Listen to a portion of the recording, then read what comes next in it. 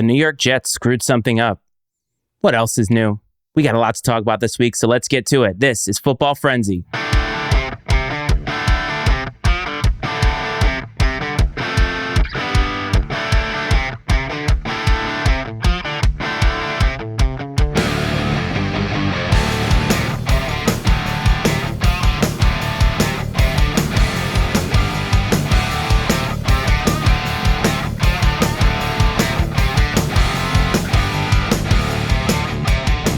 Welcome back to the Frenzy, everybody.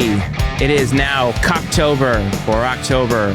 First week of October is in the books. It's been 2 weeks since we were here, and that means that the coach is back sitting in front of Touchdown Jesus. Welcome, everybody. It's the Iceman, Matt Freites. That is the coach, Brad Powell. Let's get to it, buddy. Welcome back. Iceman, glad to be back. My goodness, man. I was able to tune in towards the end, and I actually followed up and listened to the full show on the flight home with you and Budge. Fantastic show. You guys had a lot of interaction, which was great. Tyler does such a good job. He's so knowledgeable about college football. He's so much better at this than we are.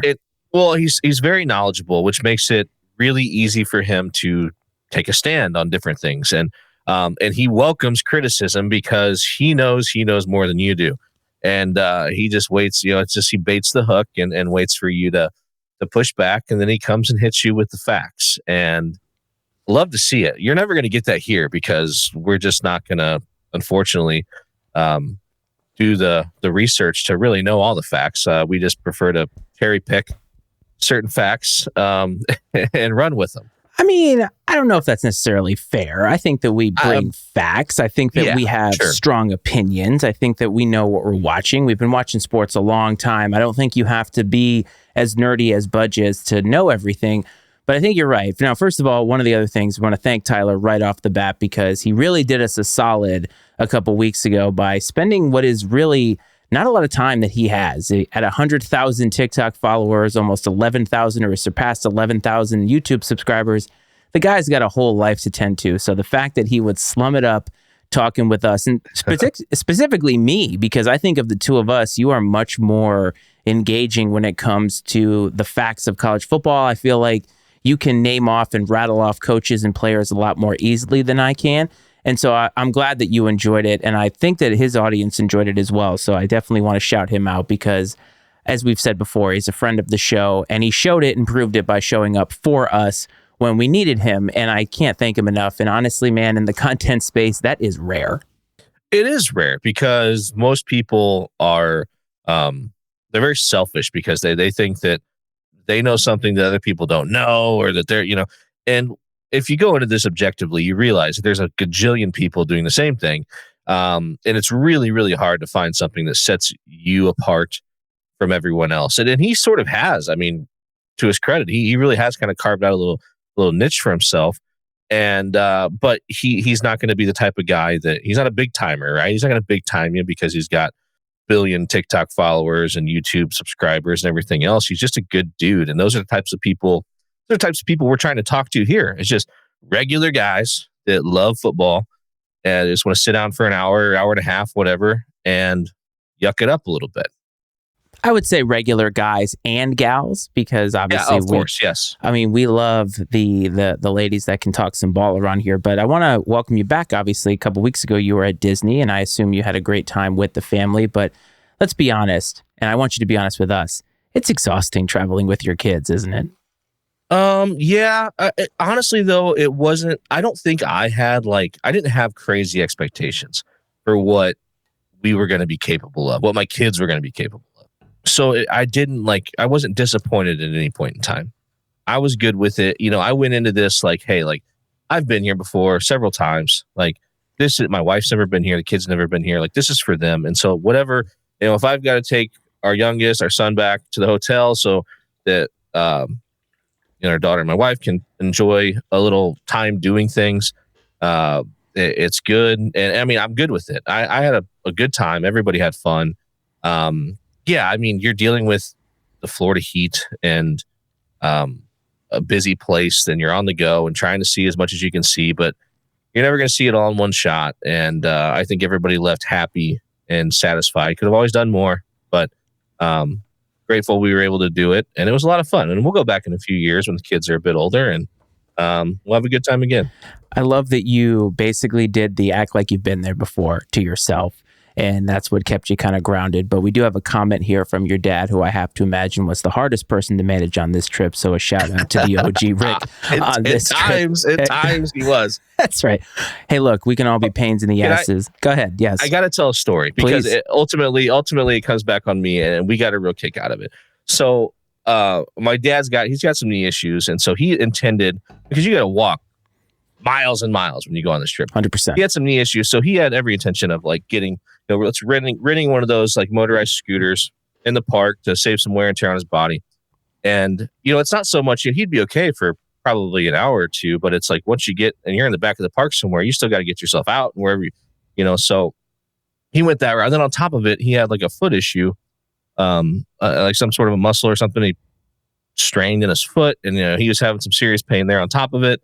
And so we were at one of the parks, and when you turn we discovered, like when you turn the scooter back in, you can get a wheelchair to go from that place to like your transportation. And so we requested that. And so I'm pushing them along. We go out of the park, and we were at Epcot in the monorail. We're going to go on the monorail to go back to our resort. And for some reason there, like it seems higher. The station is like higher than it is other places. And it's got one of those, like you see the stadium, those back and forth ramps that go up to the thing. And I'm like, all right, Dad. Like, he's like, oh, you don't have to do this. I'm like, I got you, buddy. And like, I pushed his ass. He's about as big as I am. I pushed his ass all the way up these 2 or 3 ramps to the top. And, and then I was leaving because we sent my son Carver, we sent him with my mom and stepdad for a little while that day. So I was going to leave and take a bus to go meet them where they were to pick him up. So on my way back down, after pushing him up all this way, as I get to the bottom, I look over, I see like one of those handicap signs. There's an elevator. And I'm like, I called him right away as I'm walking. I'm like, hey, guess what? I'm like, there's an elevator. I just saw after like pumping your ass all the way up those ramps or whatever. But no, it was fun. And, I know he had a good time. And we really lucked out because that Hurricane Helene was coming in while we were down there. And sure did. We got a smidge of rain Thursday morning and some wind. But other than that, it was beautiful. Well, I'm glad you had a good time. And I'm glad that you were rested. And those are memories that you can't really pay for. But before we get into the meat of what we're going to talk about, I know that right now we're kind of football centric. But I think we need to acknowledge the passing of, I would consider them 2 legends in their respective sports, and that was Pete Rose and Dikembe Mutombo. And both are completely different personalities when you think about their history and their careers. But both of them were Hall of Famers, or should be Hall of Famers in Pete Rose's case. I think you and I would both agree that even if he's not in Cooperstown now, he's a Hall of Famer in every sense of the word in terms of his play and what he accomplished. But we are a sports show. And so I think it's important that we at least say that out front. I don't know if you have anything to say about Pete Rose specifically. You had a lot to say offline, but I thought I would open with that because, hey, look, it's sports, and those are 2 legends that we lost. Yeah, it's, there's not a lot to say about Pete Rose that hasn't been said in some way, shape, or form. So I don't want to beat it to death. I think he's a Hall of Famer. I do think it's a little little cowardice that they'll probably ultimately end up putting him in after he's dead and he won't be allowed to see it. Maybe they view that that's his punishment. Like they'll do the service to baseball of putting him in because he is a Hall of Fame caliber player, but it's like ultimately his punishment will never, we'll be never knowing that.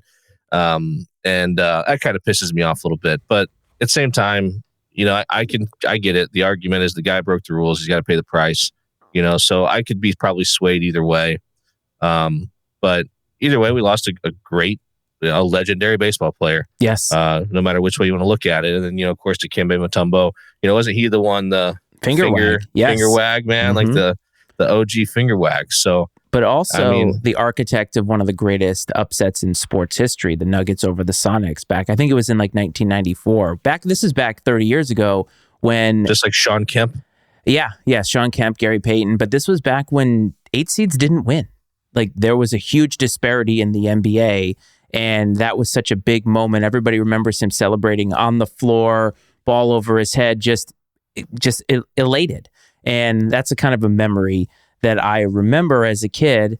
because it was such a big moment. Now I feel like we're sort of desensitized to upsets, but actually we're going to talk about that in a second. But we wanted to pay our respects to those two players because, hey, if you're a Hall of Famer, that means you put the work in, you put the time in, you had an influence, and you deserve some respect from the two of us, that's for sure. But there's a chance that Bradley Great, all-time leading scorer, Hersey Hawkins, might have been on that Sonics team. We'll have to have the interns played for them up somewhere in there, but that might be a little early.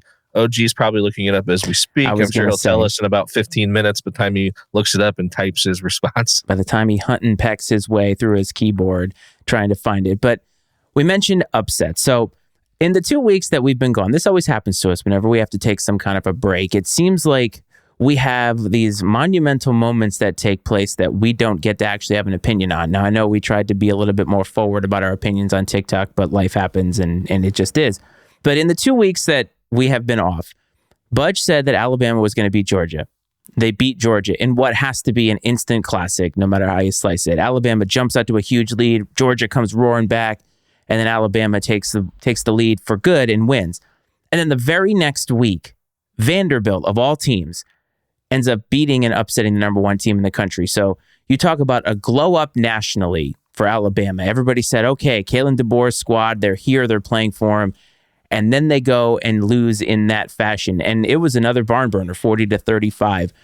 It's just an amazing thing. And it's amazing because this is college football, but you don't see Alabama lose like that.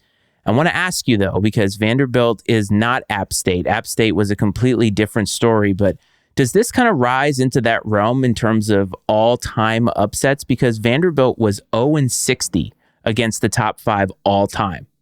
I think beyond that stat, no. I think App State might have been, an FCS school at the time. It was at the big house. This was at home for Vandy. Not that obviously Nick Saban's told us that's not a tough place to play for opposing teams. And from all accounts, there were a lot of Alabama fans there. So I don't think, you can't blame, the home field advantage necessarily, but it was a home game nonetheless.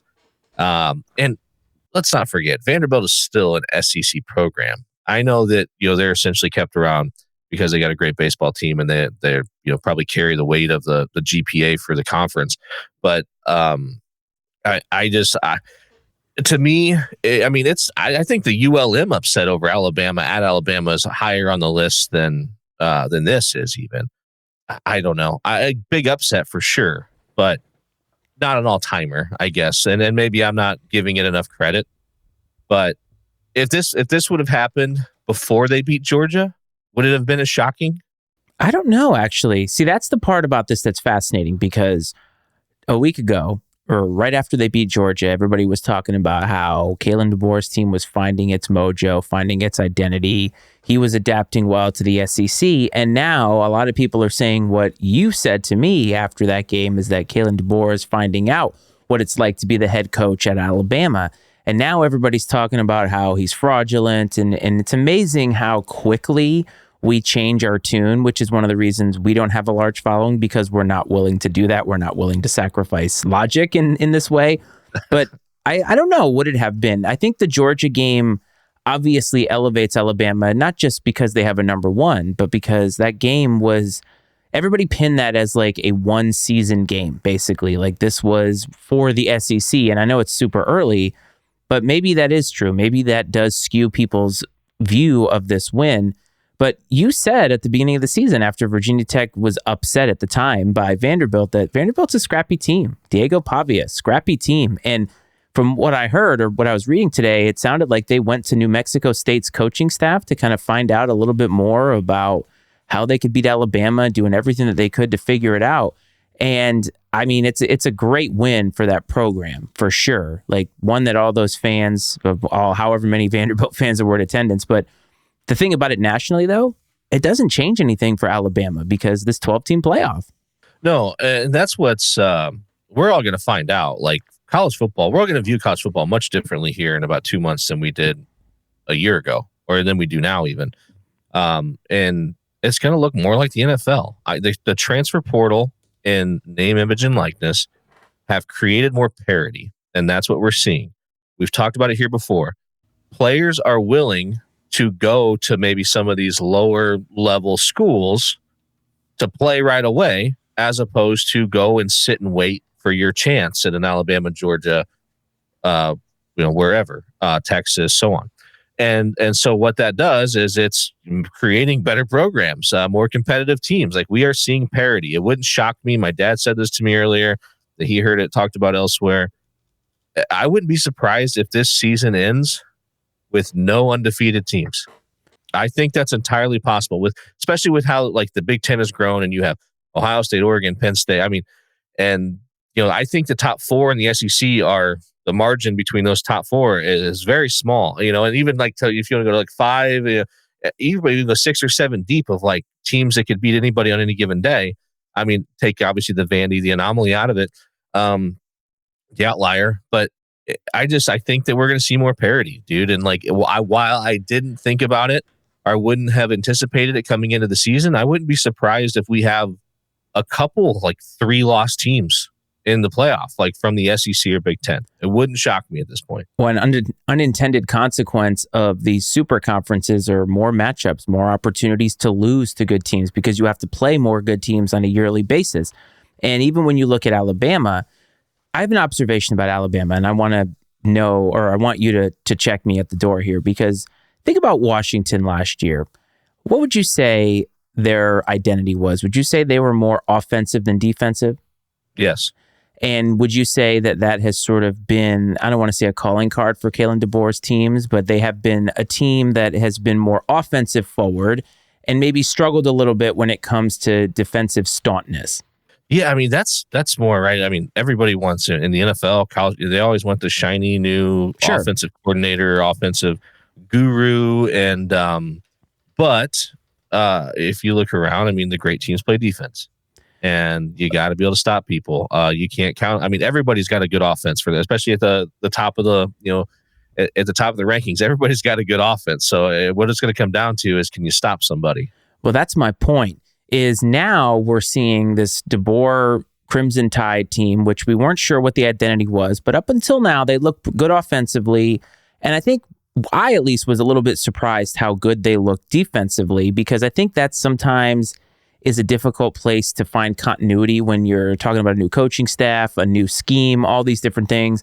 You have guys transferring out, transferring in, and there's always a lot of moving parts when it comes to defense, which is why I think defense is difficult to translate year to year. You look at a squad in the NFL and you say, that's an elite defense. And then next year they're like bottom 10 and with the same players. And you're like, well, what the hell changed? And there's so many micro things, this, right? Coaching that can change. Yeah. But this Alabama team to me now is turning into a Kalen DeBoer team. And I think what we're going to find out is that Alabama can't be that porous on defense and win the SEC year in and year out. I'm kind of curious if this kind of starts to trend this way for Alabama, if Kalen DeBoer is going to have to start changing his tune a little bit in terms of how he's recruiting and look more defensively, not to be a defensive coach, but think a little bit more about the defense, because I don't think he's really, I don't want to say had to think about defense, but in the SEC, you're going to have to do that.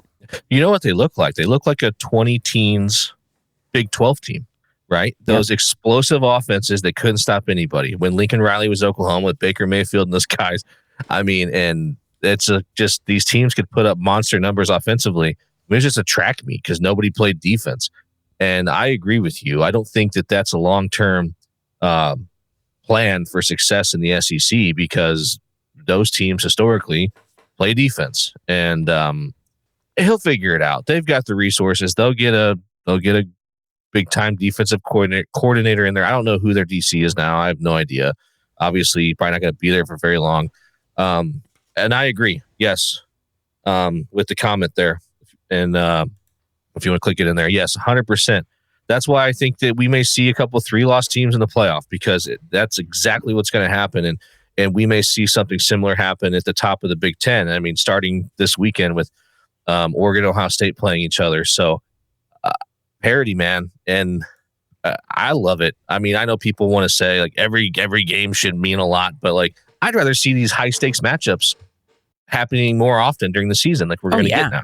Oh, I mean, I love this because I feel like it adds a little bit more intrigue to a sport that feels like it feels like in the past it's been more of a foregone conclusion, which is funny because I think some people felt like maybe it was going to be a foregone conclusion this year, but there's still so much football to play. I mean, if you look at the SEC now, I called it a shakeup in the SEC in the notes here, but it's like Georgia, Bama, Ole Miss, Tennessee, LSU, Texas A&M, all one-loss teams already.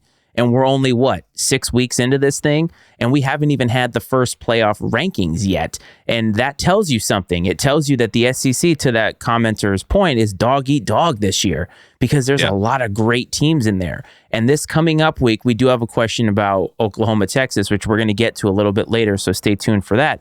But there are so many matchups that are going to determine all of this. And the SEC has a lot of one-loss teams. And like last year, we would have said, wow, that's shocking because that means, are they going to make the playoff with so many one-loss teams? Now we're thinking, how many SEC teams are going to make it with one, maybe even two losses? But they all can't stay one loss. They all can't stay undefeated. That's something to look for, by the way. Is there going to be an undefeated team this season? And if so, who? Because you might be right. There might be too many possibilities for upsets. Yeah, there's so many opportunities for upsets now because of the transfer portal and NIL and these other teams becoming more competitive. They're having depth is sort of an exception now. And if you're a team that can have some talented depth, like you're probably ahead of the game compared to most teams. The comment here, I think, and it's relevant in the sense that it says in the playoff in the era of college football, the college football playoff, especially 12-team bowl game, should determine your week 0 opponent. The problem with that is these teams change. These rosters like overhaul so much from year to year. It's absolutely crazy. I mean, the team you roll out in week 0 or week 1 with next year can be completely different. So while I get the spirit of what you're trying to say there, it almost seems I think it would almost lead to more disappointment than anything. And getting great matchups between the teams aren't going to be afraid to play these competitive non-conference games either, because you can afford to lose a game or two and still get in. And think about the Big Ten. So you think about all these one-loss teams in the SEC that many people are saying completely in it. LSU, even Texas A&M, those are teams that felt like they were written off, right? Texas A&M was written off when they lost to Notre Dame, and now all of a sudden it's like, all right, they're still lurking there. If you go to the Big Ten, though, Oregon, Ohio State, Penn State, all still undefeated, and nobody's talking about them. And they're all sitting in the top 5 right now. 2 of them are playing each other this week. But there's still so many good teams out there that we're not even talking about. And that's awesome. Like, I just love where we're at right now, where it feels like in past years, when you get to November, you feel like there's not much season left. But I'm telling you, man, we've got a ride, and it barely has even started. Well, Penn State is like, I think you can still buy Penn State stock on the cheap, right? Just a lot of people still are not bought in and sold on James Franklin and Penn State. We're going to find out here soon enough. They've beaten everybody they're supposed to beat. They've yet to be really tested. They play USC this weekend. That'll be a good test.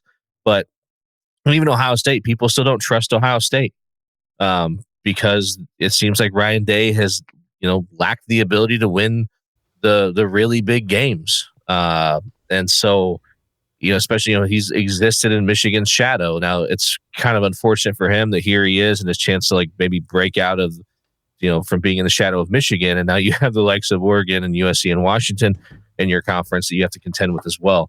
So will be very, very interesting. But like I said, I think you could even put Ohio State in that category with Penn State of like, you can still buy their stock for cheap. Because people are they don't trust them. Yes, I agree with you. And we're going to find out about Ohio State. We're going to find out about Ryan Day very, very shortly. And even this weekend. Yeah, they are. That's what I mean. They're traveling to Eugene, which historically has not been an easy place to play. It's a matchup we don't see too often. Now, we did see, I think, did they do a home and home a couple years back, or at least Oregon traveled to Ohio State, and that was a big matchup. Yeah. They did. I don't know if it was a home and home, but I know for sure Oregon went to Ohio State. Yeah. So, and there's more stakes on this now. This is a conference game now. Now we have conference championship week and all that stuff, so there's still so much time. But if you look at these other conferences, the Big 12 was a conference that you pinned as having a lot of solid teams. And now you're staring at, I believe, BYU at 5-0. And guess who's creeping up the standings in the Big 12, my man? I can't believe we got to talk about him again. But those Buffaloes out in Boulder might be figuring some things out. But I want to ask you first before we get to them. Do you feel like BYU is going to be there when all is said and done? Like at 5-0, they've beaten some good teams. Are they a real contender in your eyes to make the playoff? I don't think so. Unfortunately for the Big 12 and the ACC might not be like too far behind them in this sense. Kind of like we talked about the SEC being like dog eat dog. I think the ACC and more specifically the Big 12 could be dog eat dog to their detriment, because they don't have like a clear like lead dog, someone carrying the flag for the Big 12. That's just the head and shoulders above clear front runner that you can count on winning the conference and going and contending for a national championship. Like, I don't think there's a national championship caliber team in the Big 12. ACC maybe. I don't know. I mean, look at Miami the last 2 weeks. Look at right. Virginia Tech should have pulled off the upset. Cal somehow couldn't hold on to that lead. So Miami is undefeated, but they look like they might be a little bit ripe for the pickings right now. In the ACC, you also have Clemson, who's kind of sitting there. You can buy their stock on the cheap because they wrote them off very much like Texas A&M. Wrote them off after the Georgia game, figuring some things out on offense. Pitt is 5-0 in the ACC. They're like BYU. How realistic is that? The teams that are going to really screw it up for the ACC are the Virginia Techs of the world. The teams that are 3-3, who have nothing to lose now, are going to beat some of these undefeated teams and water down a conference that, I think Budge said it perfectly, is filled with a lot of mid. And that's just the reality of the ACC. And the Big 12 is a lot of mid in some respects. Maybe like upper mid, if that's a thing. Yeah. And even with this comment here, Miami on upset alert against Louisville. I mean, that's the thing about the ACC is Miami has looked so shaky the last couple of weeks, and you think, are they ready to break? Have teams figured something out about them? But I'll tell you what, man, Cam Ward, he seems to know how to get it done, know how to make that comeback. And sometimes that's what you need as a good team. The bend don't break. I mean, a win is a win, in my opinion, but it's still so much football to play. They've escaped by the skin of their teeth the last couple of weeks, man. Like their luck's going to run out, clock's going to strike midnight, all the cliches, I think, unfortunately, because again, that's going to, it's going to become diluted because they're going to get knocked off by some of these, B-tier teams. And the same may happen to Clemson. Clemson hasn't beat anybody. They don't have a top 25 win. I mean, you look at their schedule. You can only play who's on your schedule. I get that. I think Duke is silently like undefeated, maybe in the ACC. At least they were going into this last week. They might have lost, but they were like 5-0 going into last week's games. I mean, no, I agree. So it's very weird what's happening in the ACC. But you mentioned Colorado. I'm hesitant to even talk about them because I know since we quit talking about them, they've been winning games, and it's like, let's just leave it be, I guess. Well, it's more that they've been doing it quietly. And that's the thing I believe is what is needed for that team is to do it quietly. I'm not saying they figured it out. The question is maybe they have, and we're just sort of mentioning it here because, again, haven't heard anything about them. Haven't heard them talking, haven't heard them chirping, and what they're doing is winning. And they're winning some games that I feel like a lot of people had them losing in. Now they're going to get a huge contest this week as Kansas State comes to town, but the thing is, you just never know. I mean, it would be a great story, but I'm going to sit here and tell you right now, for the show's purposes in terms of entertainment, Colorado hasn't figured it out. They stink. No, I honestly, I just think that some of these other Big 12 teams just aren't as good as maybe people thought they would be. It's very possible. Like us. Like we thought that it was a really solid conference. It's actually a very mid conference. But yes, if there are two stories in college football that just make me so happy, Army and Navy both undefeated at the same time. I just feel like that is a great story. Now, I know both of them play Notre Dame. Notre Dame's probably going to beat them both. But I think Budge said it on Instagram or Twitter or wherever. If Army and Navy play each other in the Army-Navy game undefeated, it will feed families. Yeah. So, I mean, first of all, let me just say, I don't want to like make it a Notre Dame thing. Notre Dame has like struggled like historically with the service academy. So like those are games that I'm not taking for granted, no matter what those guys' records are when the time comes. What's so fascinating about that is those two teams could play each other in the American Conference title game and then play each other again like a week later in essentially what is an exhibition, right? Just the Army-Navy game. Yes. I don't want to say just the Army-Navy game because in a lot of people's eyes, it's the greatest college football rivalry of all time. But what if say Navy wins, they're undefeated. Say Navy's undefeated, they win the American, they beat Army, and so probably likely is the group of five representative in the playoff, I would imagine. And I don't want to jinx it. what happens if Army then beats them? Like, how do you not let that influence your decision if you're the playoff committee? You know what I want? This is what I want, because I like chaos sometimes. I want the committee to have to leave out a service academy because they'd never live it down. If Army was 13 or Navy was 13, how unpatriotic is that? No, I wanted to put them in because how pissed would Florida State fans be? Oh my God. If undefeated service academy gets into the playoff and they were left out. I mean, granted, 12 team versus 4 team and all that, but who cares? I'd be glorious. Do you think they'll be pissed that a 6-loss Florida State team wasn't considered for the playoff? Oh, dude, you talk about. I honestly, I was at the point where I was just hoping they would lose every game. They basically have. I mean, they've looked awful. What a 180! But again, not to be redundant. The transfer portal has changed everything, man. Like you can, a rebuild can happen overnight now, essentially, in college football, college sports, hell, in general. And so that's what we're seeing. You can get terrible just as quickly as you can get good.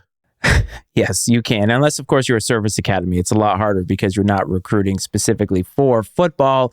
But I just Which is awesome, though. I know, it is. I mean, I love it. So it makes it great. That's the thing. But if you're looking at the group of 5, I think a lot of people are pinning their hopes on Boise State. And certainly Ashton Genty, I believe is his name. Have you seen his stats this year? I have not. I've heard people talk about him as far as the Heisman race goes, but I haven't seen any stats, or I haven't watched him play either. Well, I will tell you that he has over 1,000 yards so far in the season, and he's averaging 10.9 yards a carry. I think he's doing all right. Ooh. Yeah, not bad. Yeah, it's not bad. So Boise has a lot going for them outside of a blue field. But let's get to some of the matchups. So we're going to start in Homerland. BC at Virginia Tech. Now, in a national stage, this doesn't mean anything, but it means something for 2 reasons. First reason, obviously, my Hokies. I'd love to see them get a win against BC, who's been kind of a team that's hovered above slight midness in the ACC. But the big thing here is Tyler Budge, our friend, is going to be in Blacksburg tomorrow night. So I'm very happy for him to get to witness Enter Sandman live and hopefully see the Hokies beat his favorite team, Boston College. What a wonderful trifecta of things, right? Enter Sandman, Blacksburg, Boston College, 3 things to check off the list.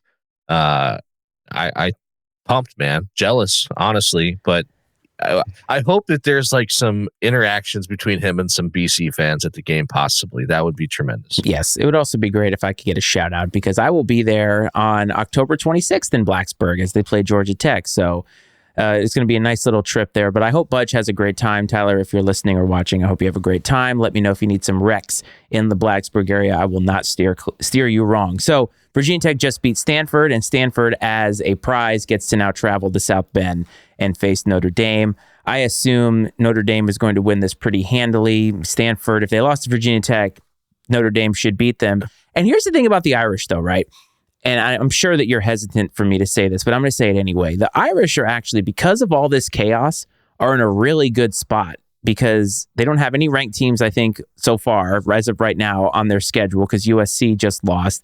And yes, they have the service academies, but if they just win, they're going to be in because they are in a good spot within that regard because of how they don't have a conference, their schedule alignment, and just kind of how everybody else is going to be beating each other up.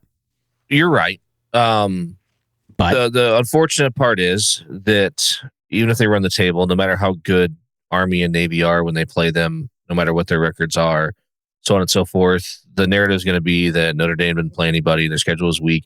And that's maybe a fair argument. But Texas A&M, that one's aging well. Yes. Obviously, the Northern Illinois loss, not aging well. Yeah. The Louisville win, Budge thought Louisville was going to take care of business. Obviously, that didn't go his way, but not aging well at the moment, but that could turn around quickly and look better.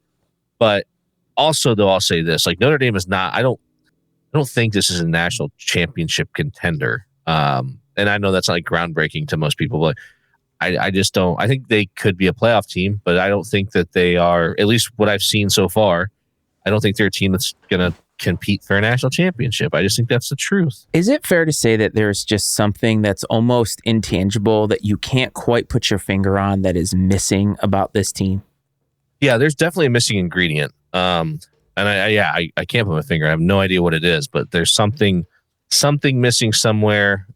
Because a lot of for a long time it was, well, the recruiting hasn't been very strong, but like they've fixed that thing. The recruiting is getting better. Mm-hmm. They've gotten some players that they would have never gotten in past years, and so their roster talent is improving. Some of the other things, obviously, I got to imagine Notre Dame can compete with anybody when it comes to NIL. Now, they may handle it a little differently. They're certainly not going to get outbid for somebody that they want in most cases, I wouldn't imagine. So it's something intangible that I don't know what it is. I don't know if it's Marcus Freeman's inexperience, possibly just hasn't quite figured a couple things out. Not sure. I mean, if you think about for Marcus Freeman, like a normal trajectory for a coach is not to be on a staff and then all of a sudden get one of the most coveted jobs in college football. And I'm not saying he's not qualified or not worthy for it, but I think you get what I'm saying is that it's not usually that kind of progression. Normally you're sitting at an FCS school and you work your way up or whatever. I mean, obviously he has ties to the university, so it's a little bit different in that regard, but his ascension has been something that's kind of out of the ordinary. And I also wonder if maybe they have good coaches at all these different positions, but sometimes the coaching staff gelling together. We've seen that in the NFL a lot where you have seemingly good coordinators, a seemingly good head coach, and they just can't put it together as a team. I don't know what it is, but I've not watched them this season and thought that's a great looking football team. Even when they've looked good, it feels like, what is missing? I just don't, I can't put my finger on it. And that doesn't bode well, as you said, for being a national championship contender, because normally you know the identity, you know what you are and you aren't. And I honestly have no idea what this Notre Dame team is. I don't either, and I hope that the staff does, right? Because if they don't, then I mean, we're really in trouble. But I think they had a bye week last week, so very interested to see how they come out this weekend. With the extra week of preparation and rest. I mean, Lord knows with the way they've utilized Riley Leonard, he could use it. And that's just it. I mean, it's been very apparent that running him often is a huge key to their success. And how long are they going to be able to do that? How long is he going to hold up physically with carrying the ball, 15, 20 times a game, possibly? I mean, especially with his injury history. They're asking a lot out of that guy. And I don't know. It just feels like there's something missing, but. Agreed. I know we're like, we don't know what it is, but we really, I don't. It's very strange. It is very strange. But I think if we're looking at this landscape, so I want to say too, October 12th is the most popular wedding day of the year. I will be at a wedding on the 12th. So I will not get to watch basically any of these games, or I'm going to sneak off and make sure I get some hot takes on TikTok while on the dance floor or something like that. But Ohio State, Oregon is obviously the game of the weekend, 2 versus 3 at this point. Ryan Day, a guy who isn't normally known for winning the big games, traveling to Oregon. Oregon is a team, as a program, that is also not necessarily known for winning the big game. So I think it's fair to say that both of these head coaches need this, and it kind of does fundamentally change the Big Ten a little bit. But again, with the conference championship game, a lot of things are in play, but the winner of this game is kind of on a stepping stone ahead of everybody else. So this is kind of one of those weird games where it's like, you just have two programs that like need it, and somebody's got to win it. So how do you feel about this game? It's going to be interesting. I do think that it's, that both teams have sort of been on a collision course to this week all year. I think that the schedule has probably allowed both teams to sort of like keep some things close to the vest, game plan wise. And I think you'll see them pull out all the stops on Saturday. I just have to imagine though, man, being an Ohio State fan, like I said, and getting little brothered by Michigan the last several seasons. And it's like, okay, Michigan's, they lost everybody. They're obviously a little down. And now like Oregon joins the league and it's like, you can't beat them. It's like, damn it. That was Michigan. Now we can't beat Oregon. And I can't imagine how frustrating that would be. And I'm not saying that's going to happen. I don't have like a strong feeling one way or the other, though, like truthfully, as far as how it's going to go. Obviously, playing in Eugene is going to be a challenge. But shit, man, Ohio State, they played in the whiteout conditions at Penn State, Happy Valley. They played in the big house. I mean, so hostile environments aren't anything that's like foreign to them by any means, but you're also traveling much further than than you do in those games also, and to the Northwest, and it's just a different world up there, man. So I don't know. I don't know how to. I'm very curious. I'm going to try to watch that game because should be a great college football game. Sure, but I do think it's going to clear some things up as far as who really sits upon the top of the Big Ten. I feel like Ohio State has more. What's the word I'm looking for? I think people expect more of them. There's more expectations because of how much money they spent on this football team. I think it's like $20 million. The coaching staff, right? So I mean, Chip Kelly, yes, which is an angle I hadn't even thought of. Chip Kelly returning to Oregon, so obviously he's very familiar with that program. So there's a lot of intrigue in this game, but Ryan Day has no excuses now. And I think that he has been allowed to continue to move on despite these losses to Michigan. I don't want to say Michigan's a foregone conclusion this year, but I think of all the last few years, this is a year that we kind of should expect Ohio State to beat Michigan because the talent disparity is really large. And so where else do you now look for, is Ohio State ready for the biggest of times? And this is the kind of game. And if Ryan Day comes up short here, with all the money that they have spent, all of the changes that they have made that in a lot of people's eyes say this is win or bust for Ohio State. The pressure is there. Now, on the other side of the coin, Oregon changed over from Bo Nix, which obviously was a high-powered offense. They bring in Dylan Gabriel, changed the offense completely. Looked a little weird at first, but they seem to have picked some things up. So this is a very talented football team. But the thing about Oregon, to me, at least historically, they've never been seen as a tough program. Would you agree? Yeah, they've always been that, I think it was established a lot of finesse, fast, going to run a bajillion plays on offense. And definitely not a prototypical Big Ten program. No.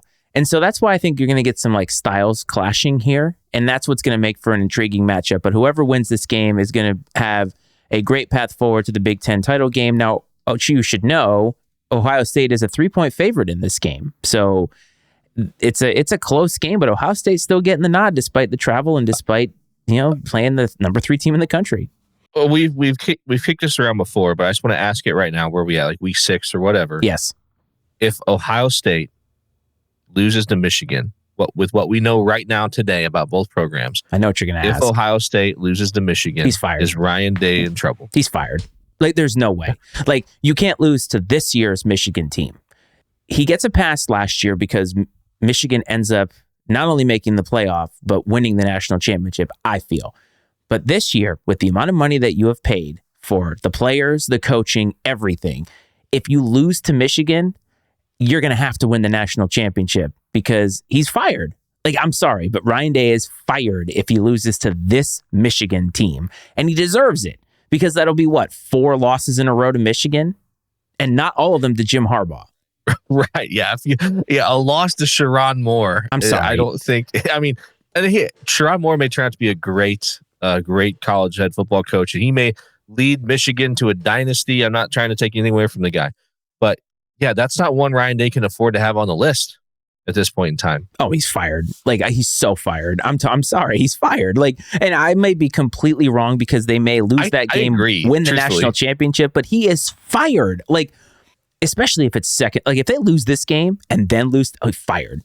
He doesn't even get to come back. He's not coaching a bowl game. They're firing him because they're in it to win it, man.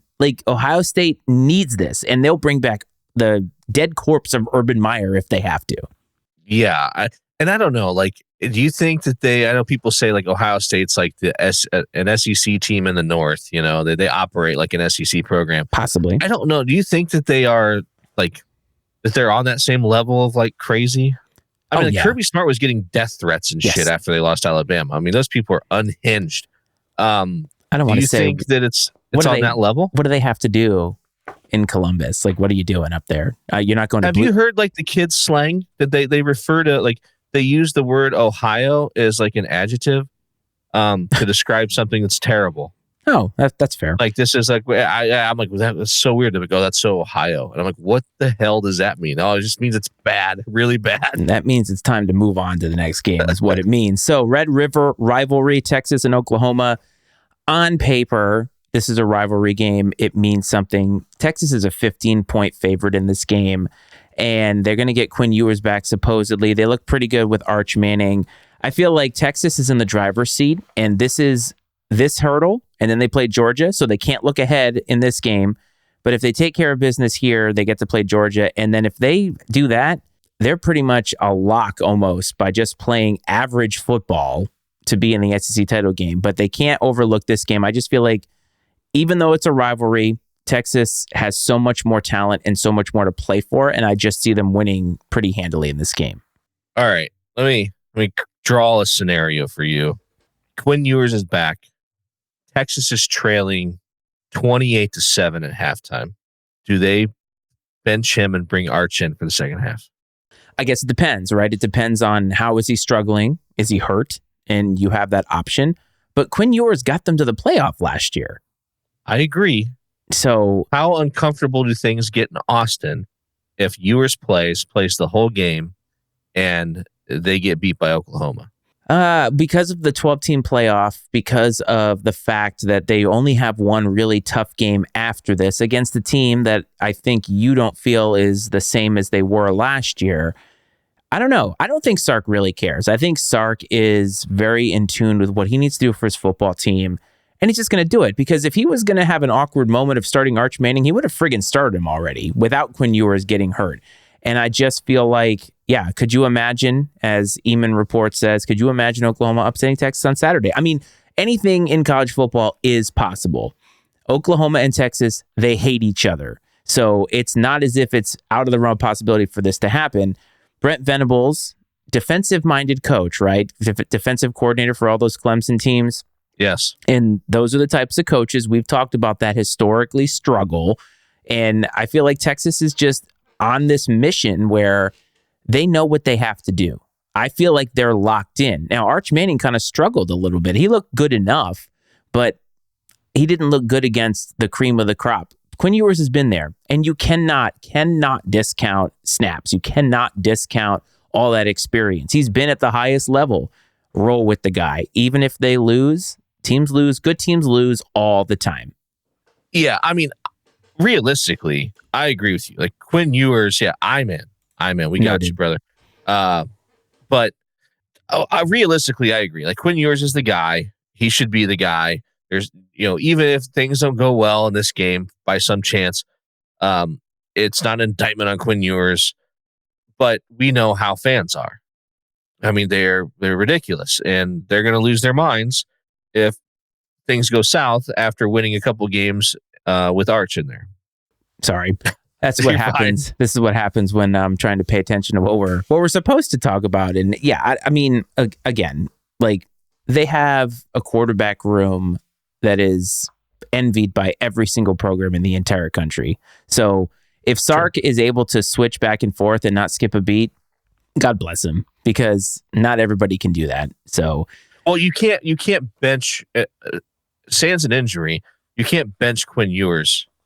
There's no going back. Like you can't bench him and bring Arch in, and then if shit doesn't go well with Arch, bring Quinn. There's no going back if you bench him for Arch. Like, well, if you have two quarterbacks, you have none. So we know how that works traditionally. Right. But I really don't think it's going to be that big of an issue. But let me go through some of the other games that we have on the slate for this weekend before we get to the NFL, because as this episode is called, we have to talk about the New York Jets and Robert Saleh. But South Carolina traveling to Alabama. South Carolina never seems to win the big game. Alabama, there's just no way they're going to take South Carolina lightly. It is an SEC game, though.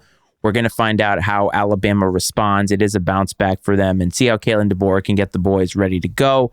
Cal at Pitt. We just talked about Pitt being a possible classic ACC battle. Yeah. Well, by the way, did you see what the colloquial name for the Cal Miami game was? Woke versus Coke. That's terrific.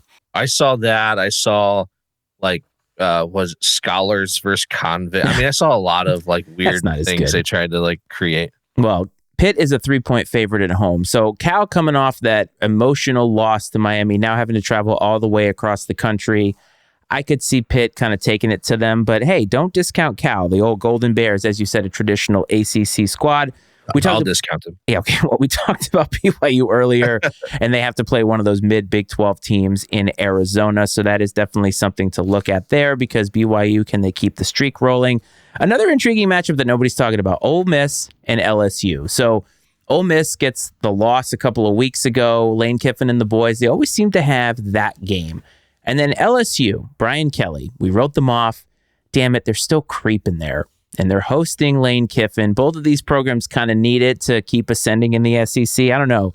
What do you think about this game? Because I feel like Brian Kelly's like a leech. You just can't get rid of him. Yeah, it's an interesting matchup. Obviously it's in Baton Rouge, which helps. Yes. So it's one of the best environments in college football, to be honest with you. I don't know if I would ever go there with small children. No, it's very dangerous. Those people are crazy. But it's a very weird thing because you wonder now, like with Ole Miss taking the loss a couple weeks ago, like does Lane Kiffin have his sights maybe looking towards Gainesville a little bit and wondering how things are going to shake out there? You think possibly? So? Like, I don't know. I mean, you hear things, but I mean, certainly there's more resources and stuff, which that's a whole topic for another day. We don't have to go down that rabbit hole. Yes, we have. But I don't know if I have a real strong feeling about it. This feels like the type of game that LSU wins because they win these games they lose games they shouldn't lose, and they win games you don't think they're going to win. Like that's what I still feel like that's now. Brian Kelly didn't do that at Notre Dame necessarily, but I feel like at LSU he's done that. Like he's won the big games, but then he loses to everyone else. I mean, that is so far. I think that's Brian Kelly to a T anyway, but I think that's going to be a high-scoring game too, because it was last year. I feel like Lane Kiffin, Jackson Dart, they always put up a bunch of points, and Brian Kelly responds in those games. The last two games, Iowa State, the Cyclones, traveling to Morgantown. Now, this is an undefeated Cyclones team that Budge is very, very high on. They beat their in-state rival in Iowa earlier, and they have a chance to really do something in the Big 12. But the Mountaineers always ready whenever they play at home. And last, we talked about them earlier, Colorado hosting Kansas State. And I believe Iceman said, if Colorado wins this game, there will be a number next to them next week. And I do believe that is true. But I feel like this is a litmus test. I believe this is a litmus test for, are they really ready? Are they really here? Have they figured some things out? And I'm hopeful that they're quiet all week. And then we're going to find out when Kansas State rolls to town. Yes. So if you're listening now and you have some opinions and you're listening to this after the fact, you can always call us and give us your thoughts on these games. And the way to do that is calling the Iceman and Coach sports line. That is area code 703-718-6314. Leave us your opinions. Tell us we're full of shit. Whatever you want to do. We love the interaction. So let's move on to the NFL. And there's a lot to talk about. We haven't talked about the NFL in a while, but we're 5 weeks in, and much like every other year, there's a lot of teams really trying to figure some things out. Like, I don't have a strong feeling yet that team is awesome or that team is going to run away with it. I feel like a lot of teams are still figuring themselves out, even if they are or in a different place than we thought that they would, like the Commanders. And I feel like, do you agree? I don't know anything about the NFL until like week 10. Well, especially now because all of the new training camp and off-season rules that have been put in place through the CBA. I mean, these guys, they don't practice. They don't hit. There's no contact. And I understand, one, you want to protect the merchandise, and obviously, these players don't want the wear and tear on their bodies and stuff, but it does. I mean, it takes, and they don't play in the freaking preseason. So it does. It takes 8 to 10 weeks before you really, they really start to come together and you realize okay, who's for real and who isn't. But at the same time, there is so much parity. And I saw an episode of Political Football, our friends over there. Yes. And they were talking about it. At first, I kind of scoffed at it. I guess that's maybe an aggressive term. But they were talking about how some of these teams that they hired unintelligent football coaches. and that's the problem. And when I look at it, though, I got thinking about it. I'm like, you know what? Because we see it week after week. I honestly think that the talent is so even in the NFL that it literally does come down to the game plan. And you can tell right away, man. I mean, because these guys are professionals. They don't just come out one week and decide, we're not going to try hard this week. And you can tell if a team's got a terrible game plan right out of the gates almost in most cases. And I think that honestly dictates the outcome of a lot of these games. Coaching, unlike maybe some other pro sports where it feels like the coach is just sort of there, I really do think that coaching has a major, major impact in the outcome of these games in the NFL because everything else, for the most part, is equal for the sake of this argument. And the difference is in the coaching. And it's very apparent, I guess, that there are some guys out there that have no idea what they're doing. Which is funny because they got there by coaching. Like, you just don't end up a head coach in the NFL, never coaching unless you're Jeff Saturday. But for the most part, all these guys, I forgot about that. Except all of these guys have sort of ascended in the ranks. Like, I talked about Marcus Freeman earlier, but at least he coached, right? He was a defensive coach. He had coached at Notre Dame, right? So it wasn't like they just one season. He went from Cincinnati D coordinator, Notre Dame 1 season, head coach. But he at least coached and he played. So he knows the game of football. It's just sometimes the matter of coaching is a little bit different. But there are guys in the NFL that they cannot adapt. And even guys on a year-to-year basis, like Buffalo, Sean McDermott, and you watch how they handled the end game scenario against the Texans this week, where it's like, wow, what are you doing? Like, they're throwing 3 times inside their own 20-yard line and leaving the Texans plenty of time on the other end to get a field goal to win the game. And you're like, what?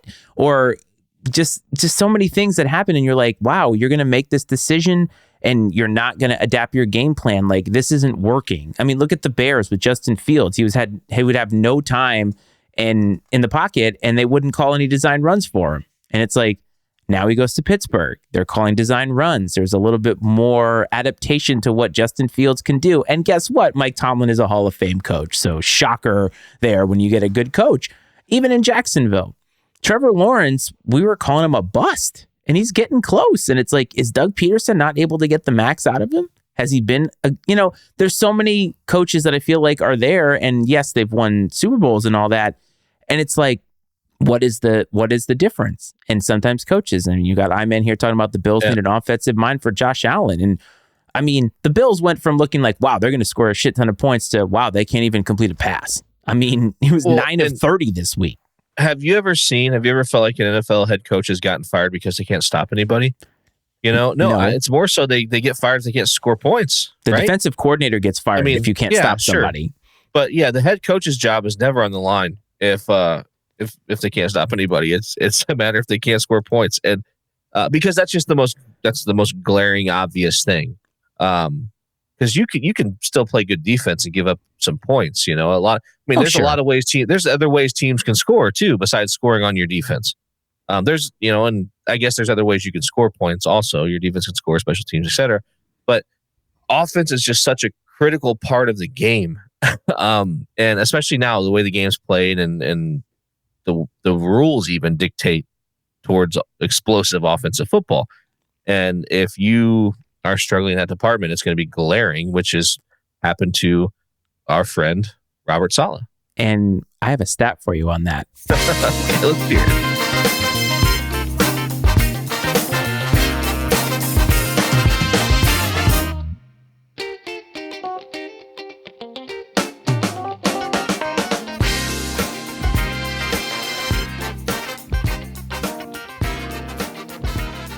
Iceman stat of the week. As I always bring something to the table, you talked about Robert Saleh. So poor Robert Saleh was fired by the New York Jets 5 games in, which is one of the weirdest decisions ever. We're going to talk about that afterward. But you also talked about scoring points. So I have a stat for you about the New York Jets and scoring points. Are you ready? Always. I can't wait. All right. So this is points scored weeks 1 through 5. In 2023, the New York Jets scored 93 points. They did not have Aaron Rodgers at quarterback last year. 2024, Brad, do you know how many points the New York Jets have scored through weeks 1 through 5? I don't know. 74. 93 points. So same.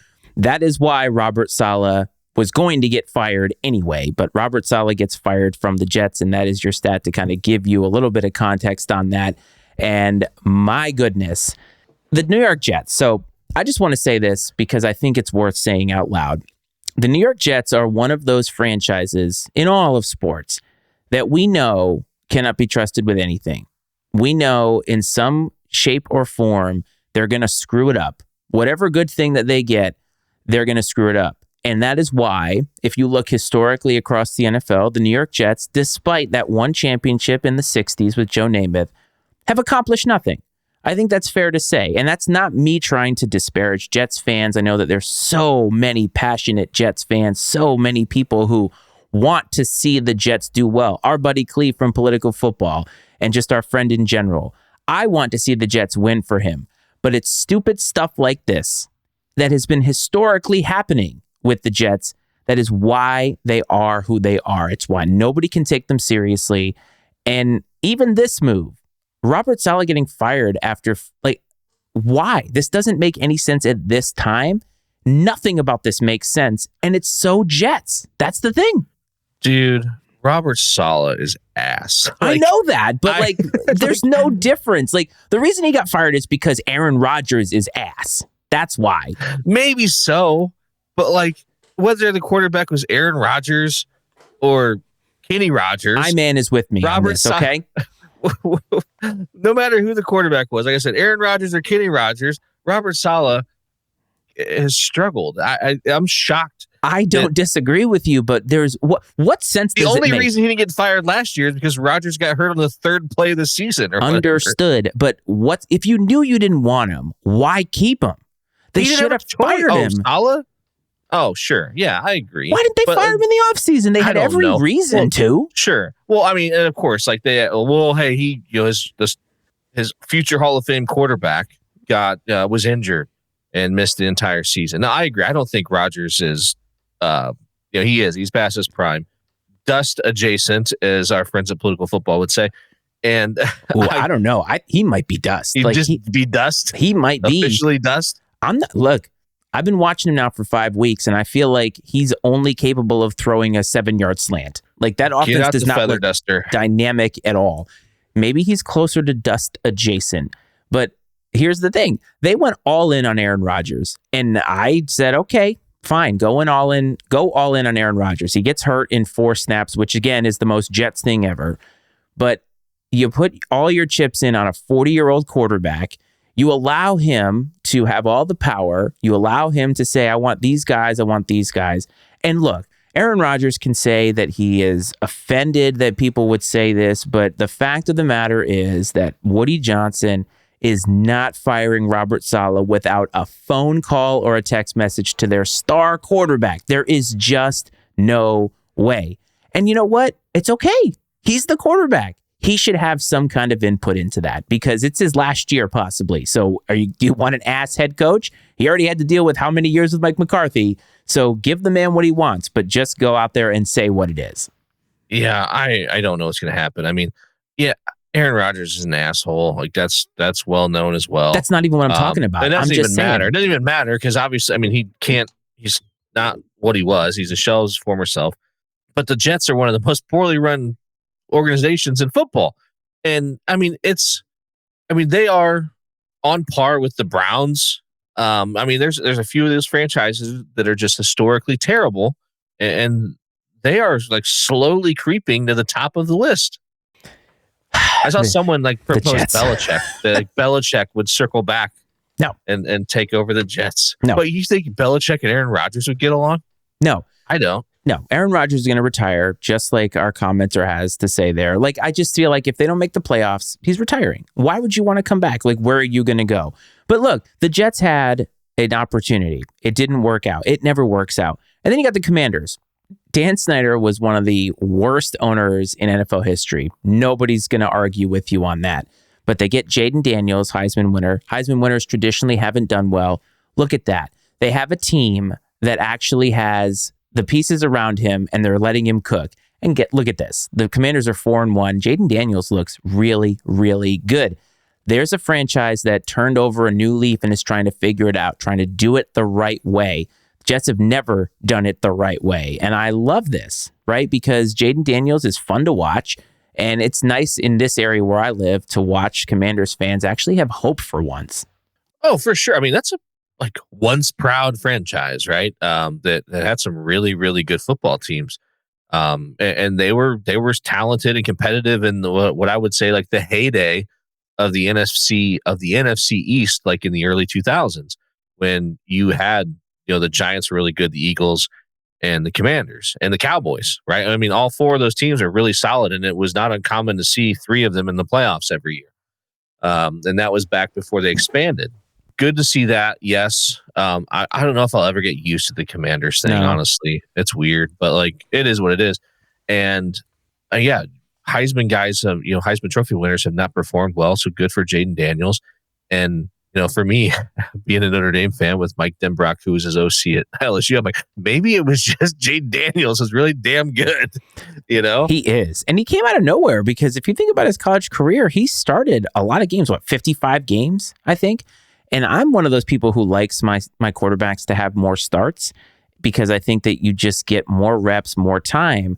But the quarterback position is the one position that every team needs to get right. And obviously, the Commanders are doing what they can to get it right. But to bring it back to bad franchises, the Cleveland Browns and Deshaun Watson, the Browns are really, really bad. We talked about it, I think, a couple weeks ago, maybe 3 weeks ago.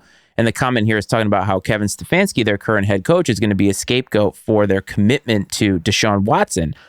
The Browns, we said, I think we both agreed that that was one of the worst moves and contracts in NFL history. Oh, man. They traded for him and then gave him that contract. And I'm sorry, he's ass. Well, we all thought the Bobby Bonilla thing, the guy's still getting paid, Good for him, Deshaun Watson, like Deshaun Watson, hold my beer. Like, I mean, this is, yeah, you're right. One of the worst contracts in sports history. And I hate to see it because like the freaking fans of Cleveland are so passionate and they've been so bad, but also recently so close to breaking out of this mediocrity that has surrounded them. I mean, how many, you see those people that have the jerseys that have like all their starting quarterbacks they've had over the last like 15 years. Like you can't even hardly see the numbers because the whole back of the jersey's filled with names. Absolutely unbelievable. I guess if you have enough money, you can do whatever you want and you can just run these franchises into the ground. It doesn't matter. He's going to make money. And it sucks because like I said, in a city like Cleveland, these fans are so passionate and they want so desperately to have a team they can be proud of and support. And you have this asshole that's just going to, keep recklessly spending money on guys that aren't going to move the needle in terms of winning football games because these people are still going to show up and they're still going to watch because they're in love with the Cleveland Browns. And it's just unfair for the way things shake out. And I'm not a big fairness guy, truthfully, but I do feel for the fine people of Cleveland. No, but the fans deserve, to me, and this gets to all franchises and all sports, but I'm a firm believer in two things. First thing, that the owners don't actually care about winning. They care about their bottom line. So I think when more fans buy into that and understand it, accept it, it makes fandom a lot easier, right? It makes so many things that these teams do and franchises do make a little bit more sense in your head. When your star shortstop signs somewhere else, signs with the Dodgers, look, there's money to be in in not signing these guys to these big contracts. So there's just so much of that. Like Jerry Jones saying, well, we couldn't afford Derrick Henry. And that may be true with the salary cap, but also, come on. You guys have tons of people on your payroll who are creatively making accounting moves that'll allow you to do that. And the second thing I believe is that fans should expect ownership to do the best that they can to put the best product on the field. Unfortunately, those two things are divergent from each other. And That's the disconnect that I, as I've gotten older, have embraced more and understood, like, oh, I shouldn't be a fan of a team the way that I used to be because they really don't give a shit about me. They don't really care about me. They may say that they do, but when we start to accept the fact that these owners are really out to seem like they're trying to win, like the Haslams may want to win, but at the end of the day, if they don't win and they make money, that's what really makes them happy. And the Haslams are just like that. They don't care. That's the thing. You said reckless. Perfect word. Because Deshaun Watson sucks, not just on the football field, as a human being, everything. And they didn't care about any of that. They threw him a historically stupid contract that set the entire economic structure ablaze. What are you doing? What are you doing? And whatever, man. I'm just the Browns. And I don't know, like when we talk, obviously these owners, we say, they're in the business of staying in business, right? And making money. I don't know, like the puzzling part about the Watson thing is I don't see where that, like, where signing him to that deal tied into a healthy bottom line. Like, I mean, unless he won, you're going to be at risk of people stopping coming to games, stopping watching because their opinion of him as a person and the things he's done. I mean, there's just the only way it could go well for you is if he won, and that's the puzzling part to me. And I don't know. I'm sure there's some other math there to figure out why it worked out in their favor. But we're way off topic now, but I think this is really good because I think as a global concept, you can look at the teams in the NFL right now. And this comment here is talking about the 49ers learning about paying all these guys.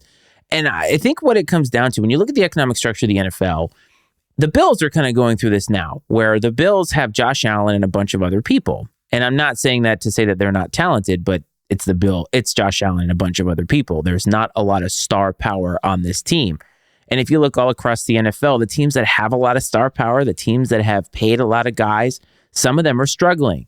The Cowboys just paid Dak. They just paid CeeDee Lamb. That means Micah Parsons is probably sitting out. And we talked about the 49ers. Brock Purdy is on the cheap. He's not even making $1 million still, I don't think. But you got to pay Ayuk. You got to pay Deebo Samuel. You got McCaffrey now, who's going to be out for the season. Probably his career might be over. I mean, it sounds like he's got a lot of wear and tear. Is he out for the season? I've been holding him on my fucking fantasy bench. Yeah, I think so. It's not looking good for you. Let's put it this way: if you're holding out. Oh yes. By the way, we need to stop. How is your fantasy team doing? Honestly, I don't even know. Excellent. That's all I need to hear. I truthfully don't know. My fantasy team is right where they need to be. 2-0 start. Wheels are falling off. That's all I ask. I can stop paying attention. I think I'm in the same boat. But economically speaking, these teams find themselves in a position every year where they have to pay one or more guys, and making the right decision is it's the crux of everything. And the 49ers, I mean, if the 49ers were winning, we're probably not saying that they're paying too many guys. That's really what it comes down to. But when you aren't winning, it makes it a more glaring mistake when you sign the wrong guy. But like the Cowboys, they could let Dak walk, but when you let your quarterback walk, you have to have a plan. And as we have noted earlier, I'm not sure how many of these teams have a plan. Even the Patriots, you said they were going to be scrappy. They stink. Can you please admit it on the air? The Patriots are awful.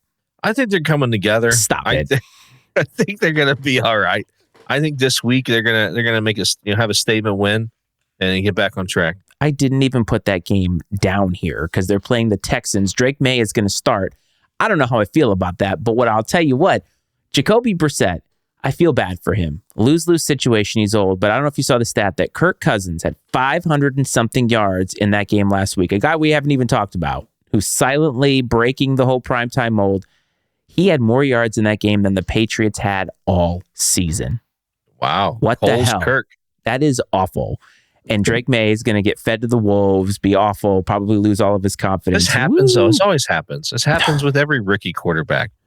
All the time. And we knew this was coming. I know. And this just means that Mahomes is going to win another Super Bowl. So, awesome. The Chiefs are coasting by. Travis Kelce doesn't look like he really wants to be out there. I hate the Chiefs. I don't want to hate them. I don't want to hate the Chiefs. I like Andy Reid. They're not a hateable team, though. But it's like, okay, win your Super Bowl, win two maybe, and get the fuck out of the way and let everybody else compete. I mean, Joe Burrow, 1-4, but he has 13 touchdowns, two picks this year. He's been playing actually really good, and the Bengals are 1-4 because they can't get out of their own way. I mean, There's so much parity in the NFL, and we're not going to find out. It's going to be after Thanksgiving that we're going to be talking about, all right, college football's over. Who's actually good in the NFL? Well, I think we know it now. The Bengals are one of political football, one of their teams that they talk about that they just have a terrible coach. I think that's one of those franchises. It's possible. I mean, you're starting to get some evidence when you have a guy for 2, 3, 4 years, and you got Joe Burrow and Jamar Chase, and you're not winning football games. Something's not right. And it seems defensively. But let's look at some of the games coming up. I only noted 4 games because it's the NFL, and you could talk about every game, but the intriguing matchups to me, Commanders at Ravens. To me, this is one of those games where the Ravens looked bad. They got some wins under their belt. Big win over the Bengals, righting the ship.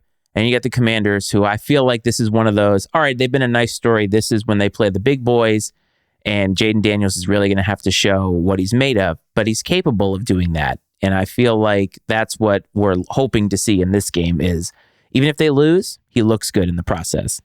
I think that this is going to be a case of experienced head coach, rookie quarterback situation, John Harbaugh, and Jaden Daniels is probably going to learn a lot this week, I'll bet, about how to play quarterback in the NFL.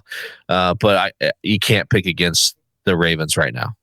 Yeah, I agree with you. They look really, really good. They're figuring some things out, and Lamar is just doing everything that he has to win football games. Now, I can't believe I'm going to say this, but the Denver Broncos, who have won 3 straight games now, 3-2, they haven't looked good, particularly in any of them, but they've been winning football games, and they're hosting Jim Harbaugh and the Chargers, who are coming off a bye week. The Broncos, again, haven't looked great, but they've been doing just enough to win, and I know I don't like Sean Payton, but hey, they're 3-2, and you can't really argue with that. What is it that Bill Parcells said? You are what your record says you are, and right now they're a winning football team. No, for sure. Two great, maybe future Hall of Famer coaches going at it this week in the NFL. Two old guys that have been around the block though, so I think it'll be an interesting matchup. Thank you, man. Thank you. Chargers in the Broncos losing streak. Thank you. But no, winning streak. Yeah, okay. I see he corrected himself. No, I like the Chargers here. I like what they're doing. I like what Harbaugh's putting together there, and I think they'll take care of business. And I do think the Broncos are coming along, but like you said, they're kind of like they're having to find ways to win. I think the Chargers are just too good. I feel like the Chargers are one of those teams that, like Harbaugh, by the time we get to post-Thanksgiving, we're going to be like, oh, yeah, okay. Really figuring some things out, putting some things together, figuring out exactly how to use the running game to look like a Big Ten team, but also use Justin Herbert the way that they should use Justin Herbert, as long as he's not hurt for too long. So we'll see about that. Game of the week for me, obviously, Lions at Cowboys, buddy. And Dave on Political Football last week said the Lions are the best team in the NFC. And his hope is that they go into Dallas and tell everybody that by just putting the Cowboys away, no questions asked. But I know you don't pick against MCDC, but I feel like Cowboys, I don't know. They're giving everybody hope, but I feel like they're mid. The Cowboys? Yeah, no. I think the Cowboys are mid for sure, man. I don't pick against MCDC, especially here. Jerry's world, man. I have Dak Prescott on my fantasy team. Has not been toeing the line. Did you have a team South meeting? Bend Snappers, which is the name of my team. So Dak hasn't been getting done. Wow. And so no, the Lions have been like I keep waiting for them to like regress to the mean, but like I just think they're for real. Oh, man. I don't think they're going to. You know me, I was only worried about they have to worry about having a target, a better schedule, but they've handled it. And I feel like their defense is playing really well. Aiden Hutchinson is ridiculous. And there's a lot to like. I think the only thing that holds them back is if Jared Goff plays like a mid quarterback. But so far, I mean, he went I think 18 for 18 for 292 and 2 touchdowns, no picks the last time they played or something. So like that's a recipe for the Lions winning football games. Dude, right there. I saw like Colin Cowherd does this thing where he puts up 2 like question mark heads, shadow heads and stat lines next to each other, like passing yards, QBR, all this shit. And like one will be pretty much like notably better than the other. Yep. And he did this like 3 times in a row. And it was like Jared Goff better than like Josh Allen, Lamar Jackson. I mean, like Patrick Mahomes was even one. Like his stats like this season have been better than Patrick Mahomes. So he gets a bad rap because he's kind of like on par with like Kirk Cousins a little bit. I mean, people just don't like buy it. Like he's not flashy, but he's efficient and he gets it done. He wins.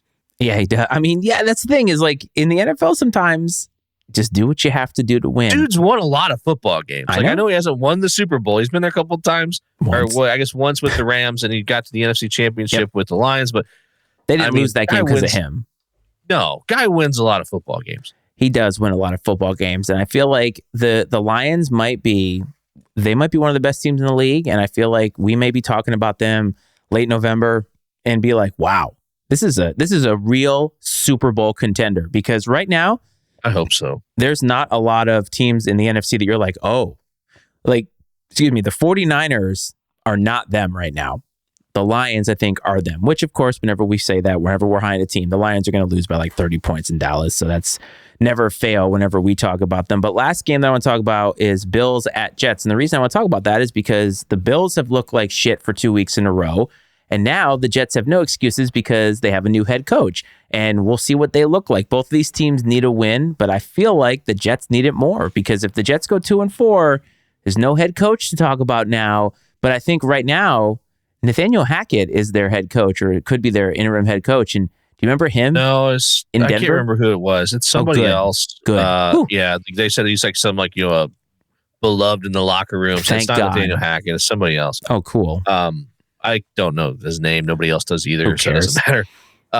But of course, this would be the most like sports thing ever that happens. The Jets win, and everybody's like, "Oh, hey, get that idiot out of the way." Here they go. Okay, here we go. There's the one person that knows the name. Thanks, Simon Report. It's never one us. person knows the name, and that's not a knock on you, buddy, at all. Like, kudos to you for knowing his name. No, we never know this stuff. No, never. I mean, even it could be like, who's the coach of whatever team? Like, who's the head coach of the Arizona Cardinals? I don't know. I think he was the guy from the Colts, maybe. Yeah, it's Gannon. Like the Colts OC or some shit. Do you know the coach of the Colts right now? From the Eagles, right? He's like the OC from Shane Steichen. Okay, yeah. That's my.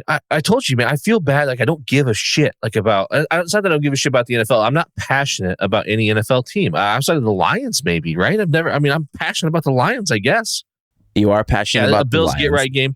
For sure. That's what it should be. I think, but that's why it's like, this is like such a situation where if the NFL was scripted, like people think it is, the Jets win.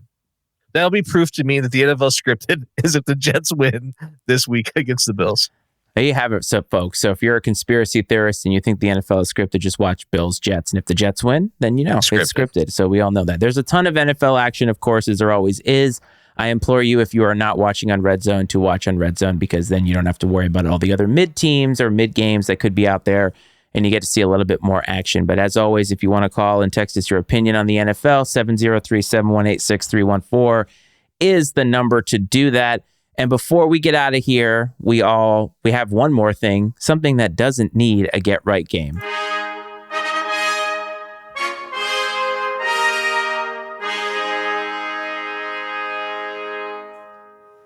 All right, my friend, it is time for Coach's Pick of the Week. It's been a couple of weeks. Last time you picked Rutgers over Virginia Tech. That came true. Somehow, some way, you are 7-0.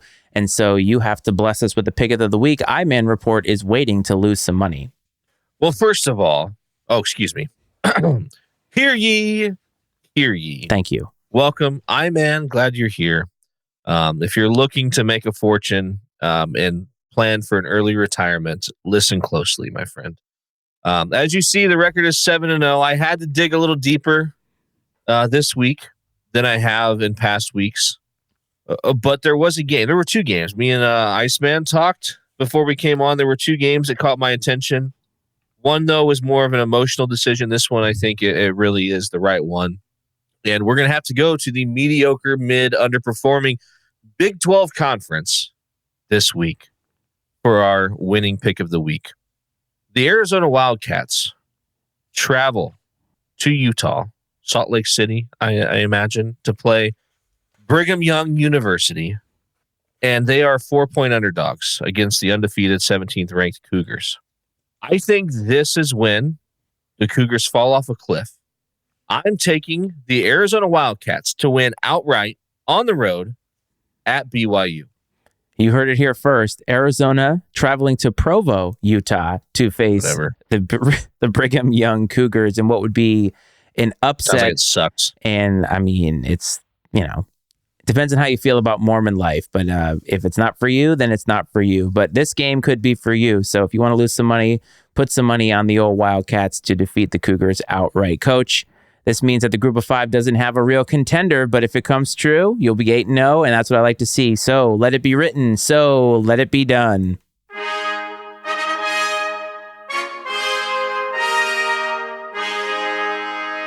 BYU's not group of five?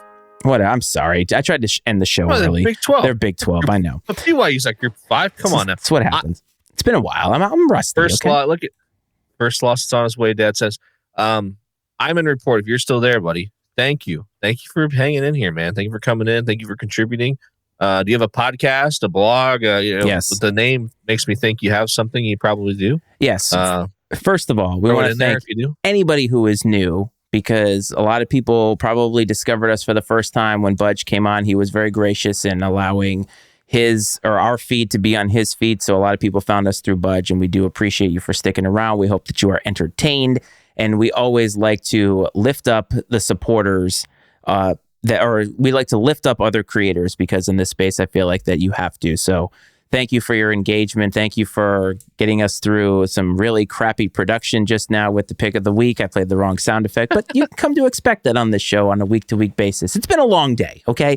It's been a long week, and honestly, sometimes it happens. So I had a good time, though, Coach. It was good to see you, and it was good to just interact with some of the people out there talking about some football. So I'm sure you're looking forward to the games this weekend, but what do you got on tap, and what else do you want to tell our loyal listeners and followers? Well, thanks as always to all the listeners, all the newbies for sure.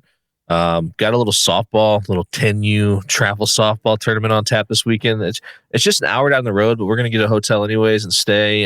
The kids are like, honestly, the kids like a hotel with a pool as much as they like Disney World, it seems like. So, we have some early games Saturday, so we're going to stay. The OG is standing next to me, like giving me like sign language.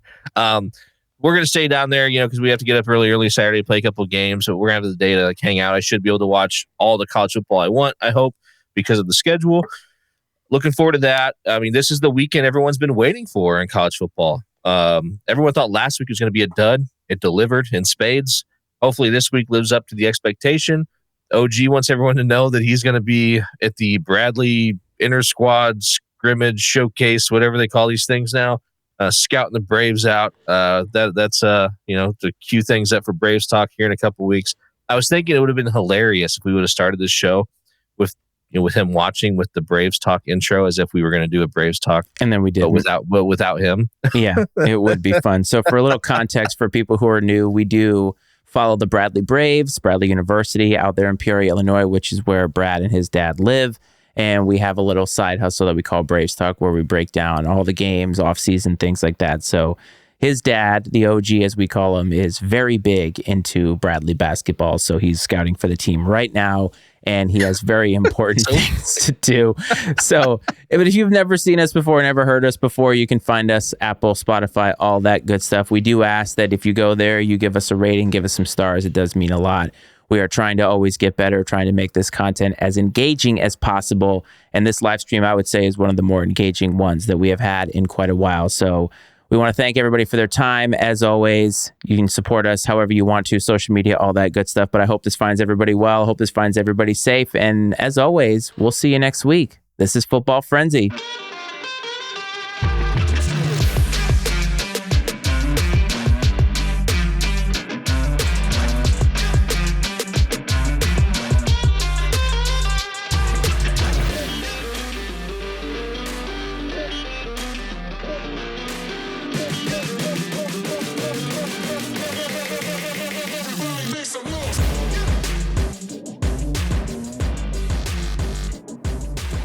The opinions and viewpoints expressed on I&C Sports are those of Matt Freites, Brad Powell, and their guests, and not necessarily those of the Matty Ice Media Network. I&C Sports is exclusively owned by Matt Freites and Brad Powell and is brought to you by the Matty Ice Media Network.